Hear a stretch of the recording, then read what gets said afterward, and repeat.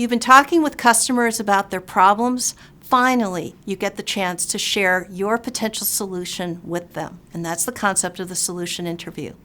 So let's go back and look at where we are on this customer discovery journey. In phase 1, you laid out your own assumptions and hypotheses about your customers' goals and their pains and gains, and you also laid out your ideas around what your product or services is and how it might address those customer pains and gains. Then you tested the problem.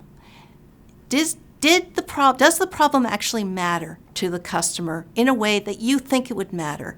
Or are you actually addressing something a little bit different that you didn't anticipate? Finally, you're at the solution.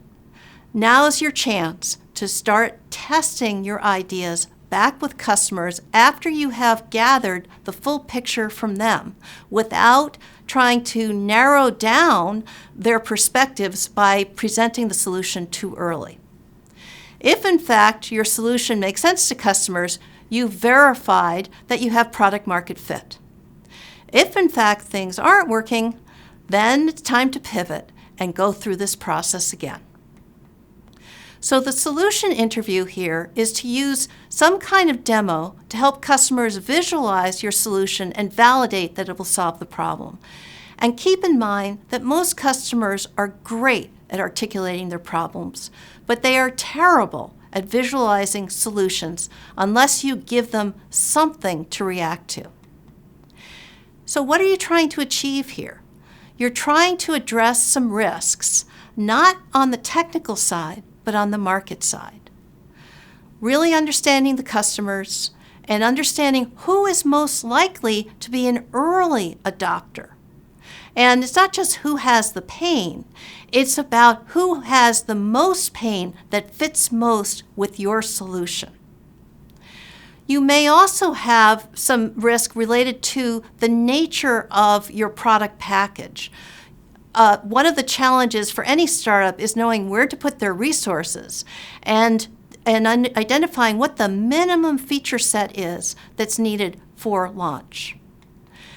And then there's also the market risk. How am I going to price this thing?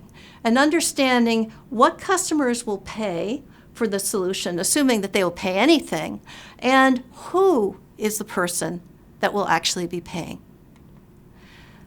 They do this by reacting to your minimum viable product. Sort of a prototype, although it may be completely non-working. It may be just an illustration of an element of your total product vision. And you may need some visualization aids. An explainer video can be a great way to show not just what the product is, but how it might fit into customers' processes. You can also do that with a process diagram or a flow chart. You may simply have a chart that shows the results, the benefits that you give by saving money or improving quality in some way.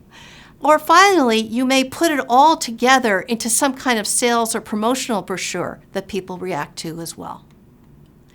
One way or the other, be careful not to overload your prototype.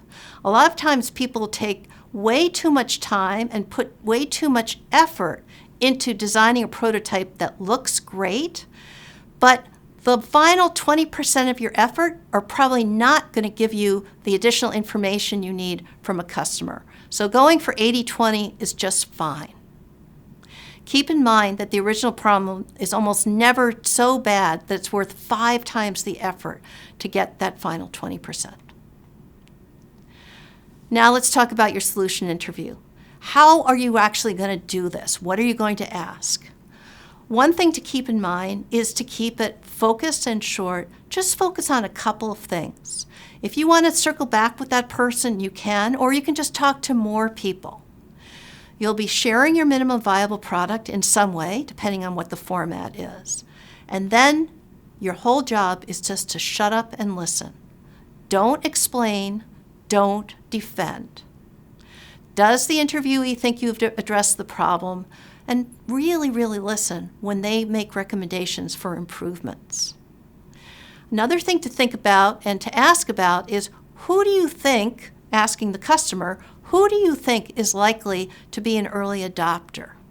Who has this problem and how can we find them? In what way should we shape our initial product or service? What are the minimum features that we think will be required to go to the market? And then finally, getting advice from your interviewees around product pricing.